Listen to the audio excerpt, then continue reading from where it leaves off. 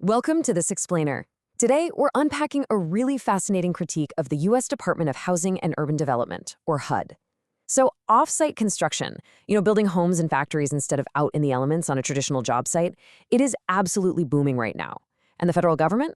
Well, they're pouring serious resources into figuring out how to actually regulate it. But according to the source documents we're analyzing today, HUD's new research roadmap might have some pretty serious hidden market implications. Implications that could ultimately affect the cost of housing for all of us. We're going to break down the funding, the proposed regulatory frameworks, and some very real questions being raised about market fairness. Okay, so let's dive right into this. To really understand the stakes here, we have to start with the money. For fiscal year 2023, HUD disbursed just shy of $3 million across 10 recipients. This was all through their offsite construction and land use reform program. The main goal? To study and basically break down barriers in offsite construction. Now, nearly $500,000 of that chunk went straight to the National Institute of Building Sciences. They're the organization that managed the HUD-funded reports we're looking at today. Other big pieces of the pie went to various universities and institutes. So we're talking about a very substantial amount of taxpayer funding aimed at charting the future of American housing. And, that financial context brings us directly to the absolute core of today's analysis. The source document we're examining today essentially acts as an audit of that nearly $3 million taxpayer investment. It asks some absolutely critical fundamental questions. When a federal agency funds industry research to solve a nationwide housing challenge, who exactly gets a seat at the table? Whose voices are elevated to design the future framework of the entire industry? And maybe more importantly, who gets left out in the cold? Well, according to the critique, the answer to who gets a seat at the table is surprisingly narrow. The analysis points out that the resulting HUD research roadmap zeroes in heavily on one specific private entity. It's called the International Code Council, or the ICC, and more specifically, it focuses on their product evaluation wing, known as the ICC-Evaluation Service, or ICC-ES. The source document actually painstakingly tracked every single reference to ICC-ES in HUD's roadmap, and it revealed this incredibly deep, concentrated focus on this one single organization's internal processes. Now, before we get any deeper into the controversy here, it is absolutely crucial to understand what the ICC-ES actually does. Think of an ICC-ES evaluation report as a giant verification tool. Say a manufacturer invents a totally new, innovative building product, maybe a crazy new type of wall panel. They have to prove it's safe, right? Local code officials and inspectors rely on these ICC-ES reports as their preferred way to verify that this brand new product meets all the necessary safety codes. It is essentially a vital golden stamp of approval in the construction world. And getting one of these highly detailed evaluations is a massive undertaking. These reports contain up to 11 standard components. They cover literally everything. We're talking specific permitted uses, physical characteristics, exact installation guidance, and pages of rigorous testing evidence. The goal is to ensure every single facet of a product is evaluated before it ever goes into a family's home.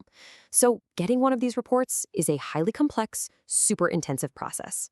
So the analysis actually points out that the HUD roadmap specifically recommends investigating the merits of ICC codes over the existing HUD code. Not only that, but it explicitly targets researching obstacles inside the current ICC-ES process in order to foster new product development. The critique notes a pattern here. Both of these major federal recommendations treat the ICC as the absolute, undisputed reference point for the entire regulatory conversation. Now, to be fair, HUD isn't ignoring the flaws in the current system. Actually, the roadmap explicitly calls them out. The HUD document itself notes that getting an ICC-ES report is incredibly time-consuming and hugely expensive. On top of that, the report acknowledges that the current process really struggles to accommodate larger modular subassemblies. Think of a fully finished 3D volumetric room built entirely in a factory. The current system was really designed for testing individual pieces of wood and steel, not entire enclosed modular units. But here is the major turning point of the critique we're analyzing. HUD accurately identified that the ICC-ES process is slow, expensive, and struggles with modern offsite construction. But instead of asking if the broader market has other accredited paths for getting these new products evaluated, the HUD recommendations focus exclusively on fixing this one specific company's internal bottlenecks. The analysis basically asks, why use federal resources to fix one private entity's procedures instead of looking at the wider existing landscape? Because, as it turns out, the ICC-ES is definitely not the only player in the game. The source highlights that there are multiple other third-party agencies successfully operating under the exact same internationally recognized ISO accreditation framework to evaluate building materials. We're talking about major, highly established organizations, groups like Intertek, UL Solutions, the IAPMO Uniform Evaluation Service.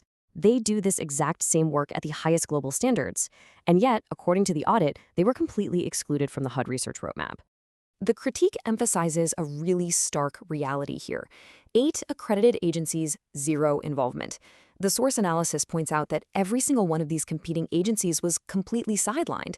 They weren't funded by the federal grant, they weren't invited to contribute their expertise to the roadmap, and their names weren't referenced even a single time in the HUD-funded report. It's kind of like trying to fix the traffic problem in a major city, but you only consult one single taxi company. It is a total blackout of the competitive market in favor of a single organization.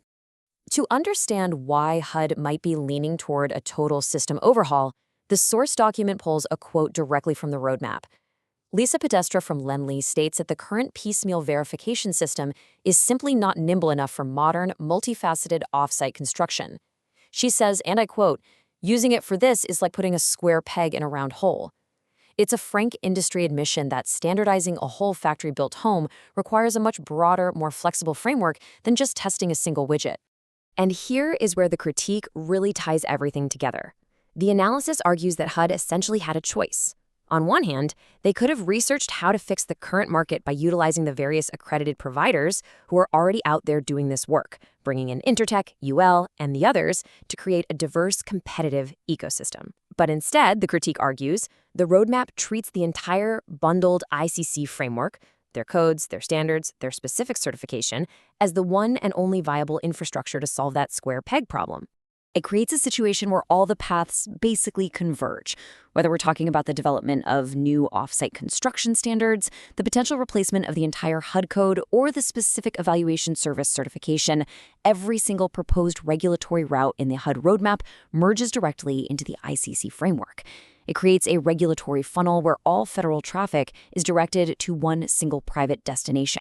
Ultimately, the analysis concludes that this pattern has some profound real-world effects. What the HUD roadmap produces over time is market consolidation dressed up as research. By funding and focusing exclusively on one pathway, a federal agency's own documents effectively function as an endorsement of a single company's process. The critique argues that this approach inherently discourages competition, completely sidelining perfectly qualified competitors who were entirely left out of the federal blueprint. Which brings us to the highest stakes that this entire audit, potential antitrust concerns. The source argues that partnering, in effect with a private entity to help cement its market dominance using public, taxpayer research dollars, well, that's highly problematic. It runs entirely counter to HUD's core mission of protecting a fair, competitive marketplace. Think about it. When the regulator writes a roadmap that only uses one company's map, the competitive balance of the entire housing industry is called into question. And historically, less competition in housing always means higher costs for everyday homebuyers. So we'll leave you with this final thought from the critique, inviting you to consider the delicate balance we've been exploring today. The need to standardize safety in modern offsite construction is, without a doubt, incredibly important. But how we get there, that matters just as much. So ask yourself, when federal dollars build industry roadmaps, are we actually paving the way for innovation, or are we accidentally engineering a monopoly? Thank you so much for joining me for this explainer, and remember to keep questioning the frameworks that build our world.